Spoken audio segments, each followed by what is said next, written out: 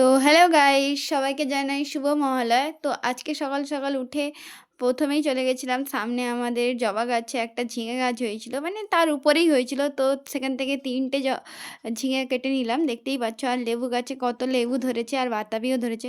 তারপর চলে যাই খাওয়া দাওয়া করে দিদির পার্লারে। এখন পুজোর সময়, বুঝতেই পারছো পার্লারে কতটা ভিড় থাকবে। তারপর স্পেশাল স্পেশাল অফারের জন্য তো প্রচণ্ডই ভিড় হচ্ছে।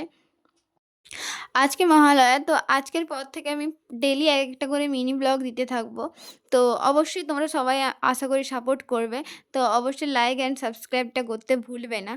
তারপর এই দেখো, এই রেজাল্টটা দেখাবো। কালার উইথ স্পা হয়েছিল। তো দেখতেই পাচ্ছ হাইলাইটটা কতটা সুন্দর হয়েছে। তারপর এসে আমি একটু বিরিয়ানি খেয়ে নিই। আমার কেন জানি না, রেস্টুরেন্টের থেকে বাড়িতে বসে খেতেই আমি খুব একটু কমফোর্টেবল ফিল করি। তো তাই জন্যে আমি সবসময় বাড়িতে এনেই খাই। তো আজকের জন্য বাই, দেখা হচ্ছে নেক্সট ভিডিওতে।